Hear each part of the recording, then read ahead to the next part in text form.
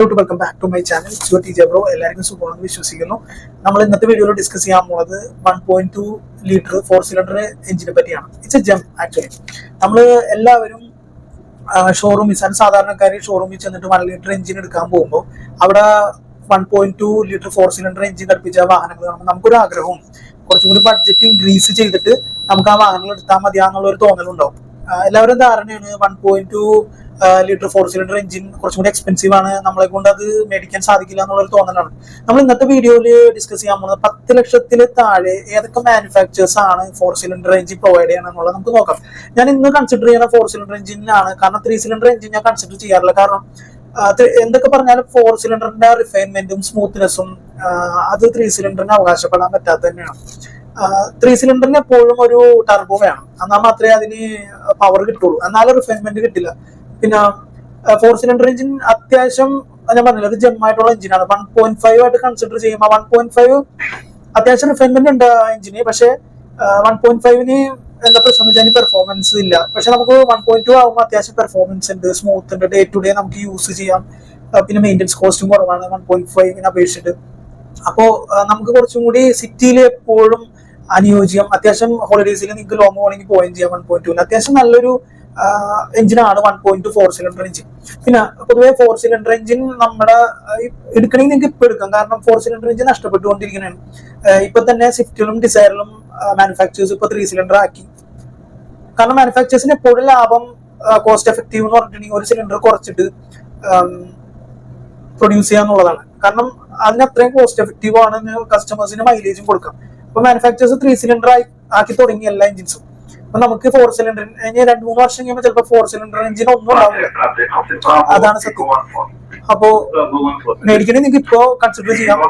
അപ്പോ ഈ വീഡിയോയിൽ ഡിസ്കസ് ചെയ്യാൻ പോകുന്നത് ഏതൊക്കെ മാനുഫാക്ചേഴ്സ് ആണ് 4 സിലിണ്ടർ എഞ്ചിൻ പ്രൊവൈഡ് ചെയ്യണേ എന്നുള്ളതാണ്. 1.2 ലിറ്റർ 4 സിലിണ്ടർ എഞ്ചിൻ ഏതൊക്കെ മാനുഫാക്ചേഴ്സ് ആണ് നമുക്ക് 10 ലക്ഷത്തിന് താഴെ തരുന്നതെന്ന് നമുക്ക് നോക്കാം. പിന്നെ ഏതൊക്കെ വാഹനത്തിലാണെന്നും നമുക്ക് നോക്കാം. ഓക്കെ, നമുക്ക് എല്ലാവർക്കും അറിയാം സുസുക്കിയുടെ നെക്സ ഷോറൂമിലും 4 സിലിണ്ടർ അവൈലബിൾ ആണ്. പിന്നെ അരീന ഷോറൂമിലും 4 സിലിണ്ടർ എഞ്ചിൻ അവൈലബിൾ ആണ്. നമുക്ക് ഏറ്റവും ചീപ്പായിട്ട് മേടിക്കാൻ പറ്റിയ 4 സിലിണ്ടർ എഞ്ചിൻ നമുക്ക് ഇഗ്നിസിലാണ് നിലവിലുള്ളത്. Maruti Suzuki 2 type engine produce ചെയ്യുന്നുണ്ട്, K12M ഉം K12M. K12M അവർക്ക് ഡുവൽ VVT ഉണ്ടാവില്ല, സിംഗിൾ വേരിയബിൾ വാൽവ് ടൈമിംഗ് ആണ് K12M-നുള്ളത്. പക്ഷേ K12N എന്ന് പറഞ്ഞാൽ അത് ഡുവൽ വാൽവ് ടൈമിംഗ് ഉണ്ട്, ഡുവൽ ഇഞ്ചക്ടറും വന്നിട്ടുണ്ട്. അപ്പൊ കുറച്ചുകൂടി അഡ്വാൻസ് K12N ആണ്. പിന്നെ ഇഗ്നിസില് പക്ഷെ ഓടിക്കണവർക്ക് അറിയാം കുറച്ചും കൂടി പവർ അവൈലബിൾ. കാരണം ടോർക്ക് അങ്ങനെയാണ് സെറ്റ് ചെയ്തേക്കണം, 4200 RPM-ലാണ് ടോർക്ക് സെറ്റ് ചെയ്തേക്കണം. K12N torque set ചെയ്തേക്കണത് 4400 RPM-ലാണ്. അപ്പൊ അത് വണ്ടി ഓടിക്കാൻ പറയാം. പക്ഷെ എന്തൊക്കെ പറഞ്ഞാലും കുറച്ചും കൂടി മൈലേജ് നമുക്ക് കിട്ടണത് എപ്പോഴും K12N സീരീസിലാണ്. പിന്നെ എക്സ്പ്രസോയും ഓൾട്ടോ കേട്ടൻ എടുക്കാൻ പോകുമ്പോൾ നമ്മൾ എന്തായാലും 660 അല്ലെങ്കിൽ 7 ലക്ഷം രൂപ നമ്മൾ സ്പെൻഡ് ചെയ്യുന്നുണ്ട് VXI പ്ലസ് VXI. അപ്പൊ എന്തുകൊണ്ടും ഈ പ്രൈസിൽ നിങ്ങൾക്ക് 4 സിലിണ്ടർ എഞ്ചിൻ വേണമെന്നുണ്ടെങ്കിൽ നമുക്ക് ഇഗ്നിസ് ചൂസ് ചെയ്യാന്നുള്ളൂ.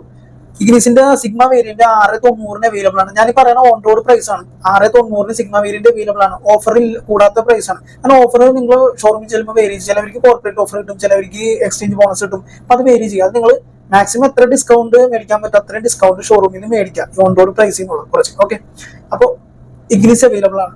അത് 82 PS 113 Nm ടോർക്കുള്ള എഞ്ചിനാണ്, K12M എഞ്ചിനാണ്. അത് നല്ലൊരു എഞ്ചിനാണ്, റിഫൈൻഡ് ആയിട്ടുള്ള എഞ്ചിൻ ഓടിച്ചവർക്ക് അറിയാം. പിന്നെ നമുക്ക് വാഗണാറിൽ നമുക്ക് 4 സിലിണ്ടർ എഞ്ചിൻ അവൈലബിൾ ആണ് 1.2 ലിറ്ററിന്റെ. അത് ZXi മുതലാണ് അവൈലബിൾ ആയിട്ടുള്ള. എല്ലാവർക്കും അറിയാം VXI വരെ 1 ലിറ്റർ എഞ്ചിനാണ് മാരുതി പ്രൊവൈഡ് ചെയ്യുന്നത് വാഗണാറിൽ. ZXi മുതൽ നിങ്ങൾക്ക് അവൈലബിൾ. പക്ഷേ ZXiയുടെ പ്രൈസ് 7,50,000 രൂപ പ്രൈസ് വരും. അത്യാവശ്യം ഫീച്ചേഴ്സ് ഉണ്ട്, അത്യാവശ്യം നമുക്ക് ഓടിക്കാൻ പറ്റുന്ന ഫീച്ചേഴ്സ് വന്നാത്തുണ്ട്. അലോയിലും വരുന്നുണ്ട് ZXi. അപ്പൊ ആ വണ്ടി ഒന്ന് ഓടിച്ചു നോക്കാം. മൈലേജ് കൂടുതലാണെന്ന് വെച്ചാൽ വാഗണാറിൽ തന്നെയാണ്, സംശയമില്ലാണ്ട് തന്നെ പറയാം. പിന്നെ നമുക്ക് ഇത് വാഗണാറിന്റെയും ഇഗ്നിസിന്റെയും ഇടയിൽ ഒരു മാനുഫാക്ചർ കൊടുക്കുന്നുണ്ട്, അത് ഹുണ്ടൈ ആണ്. ഹുണ്ടൈയുടെ 1.2 ലിറ്റർ കാപ്പ എഞ്ചിനുള്ള നമ്മുടെ ഗ്രാൻഡ് ഐ10 യൂസ് കൊടുക്കുന്നുണ്ട്. അത് നമുക്ക് 712 അതിന്റെ ഇറ വേരിയന്റ് നമുക്ക് അവൈലബിൾ. അത് 1.2 ലിറ്റർ അത്യാവശ്യം റിഫൈൻഡ് ആയിട്ടുള്ള എഞ്ചിനാണ്. 82 PS 114 ടോർക്കും കൊടുക്കണം. ആ എഞ്ചിൻ വർഷങ്ങളായിട്ട് നമ്മുടെ ഇന്ത്യയിലുള്ളതാണ്. ആരും അധികം കംപ്ലൈൻസ് ഒന്നും പറയാത്ത എഞ്ചിനാണ്. അത്യാവശ്യം ബോഡി ക്വാളിറ്റി ഉണ്ട് ഗ്രാൻഡ് ഐ10, അതെല്ലാവർക്കും അറിയാം. അത് നല്ലൊരു എഞ്ചിനാണ്. അപ്പൊ നമുക്ക് ഈ വാഗണാറും ഇഗ്നിസ് എടുക്കാൻ പോകുമ്പോൾ നമ്മൾ ഈ വണ്ടിയും കൂടി ഒന്ന് ഓടിച്ചു നോക്കണം, നല്ലതായിരിക്കും. പിന്നെ അത് കഴിഞ്ഞിട്ടുള്ള വേരിയന്റ് വന്നത് പിന്നെ എടുക്കാൻ പറ്റുന്ന ബലേനോ ആണ്. പിന്നെ ടൊയോട്ട ലൈനപ്പിൽ ഗ്ലാൻസിയം ഉണ്ട്, സെയിം എഞ്ചിൻ തന്നെയാണ് അതും പ്രൊവൈഡ് ചെയ്യണം.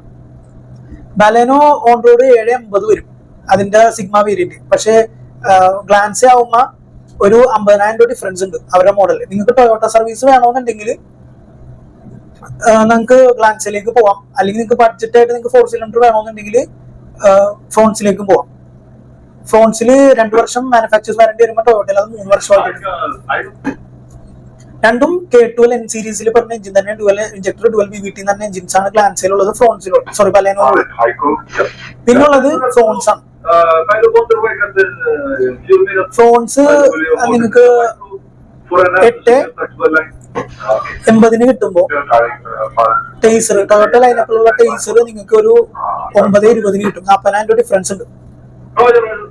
നിങ്ങൾക്ക് ഇതും നിങ്ങൾക്ക് ടൊയോട്ട സർവീസ് ആണ് വേണ്ടെങ്കിൽ, അല്ലെങ്കിൽ ഡിസൈൻ നിങ്ങളുടെ അത് സബ്ജക്റ്റീവ് ആണ്, അപ്പൊ ഡിസൈൻ ടേസർ ആണോ ഫ്രോൺസ് ആണോ നല്ലതെന്ന് നോക്കിയിട്ട് നിങ്ങൾക്ക് അത് ചൂസ് ചെയ്യാവുന്നേ.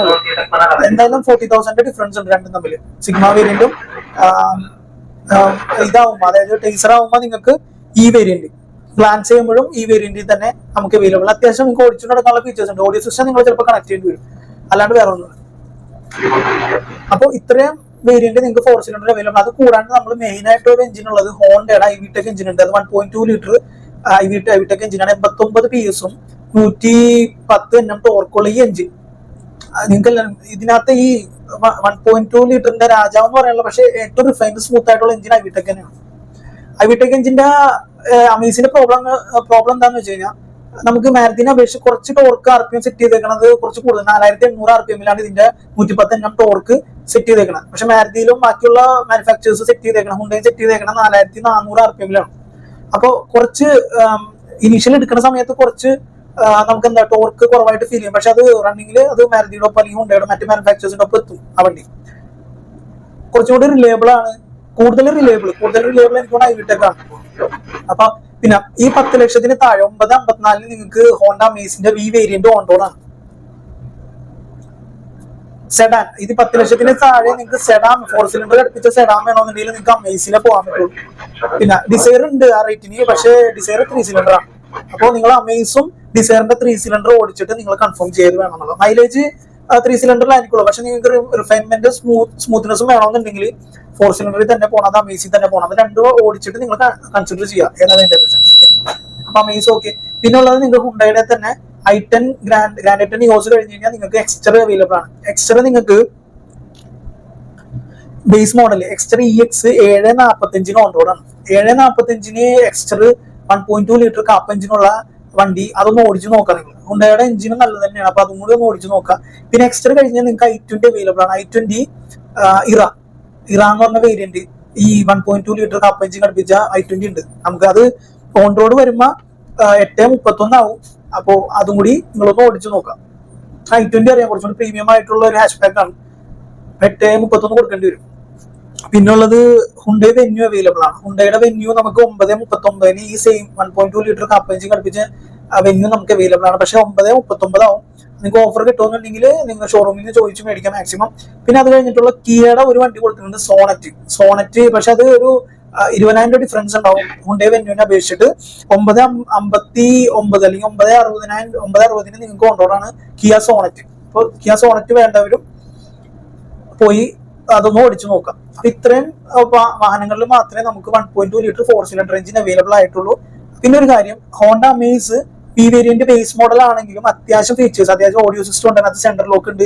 ഹോണ്ടയുടെ നിങ്ങൾക്ക് എല്ലാവർക്കും അറിയാൻ പറ്റും, ബേസ് മോഡൽ ആണെങ്കിലും അത്യാവശ്യം ഓടിച്ചുകൊണ്ട് നടക്കാവുന്ന ഫീച്ചേഴ്സ് ഹോണ്ട അമേസിൽ അവൈലബിൾ ആണ്. അപ്പോൾ ഹോണ്ട അമേസ് ഫസ്റ്റ് തന്നെ ഒന്ന് കൺസിഡർ ചെയ്യുക. അത് കഴിഞ്ഞിട്ട് ഇനി 7 ലക്ഷത്തിന് താഴെ ബഡ്ജറ്റ് ആണെങ്കിൽ ഇഗ്നീസ് കൺസിഡർ ചെയ്യുക. 7 ലക്ഷത്തിന് വാഗണർ മതിയെങ്കിൽ സെഡെക്സ് കൺസിഡർ ചെയ്യുക.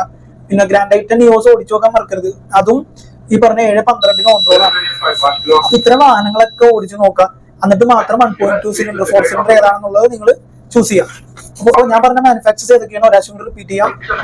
മാരുതിയിൽ സുസുക്കിയിൽ അവൈലബിൾ ആണ്. അറീനയിലും നെക്സയിലും ഷോറൂമിൽ 4 സിലിണ്ടർ അവൈലബിൾ ആണ്.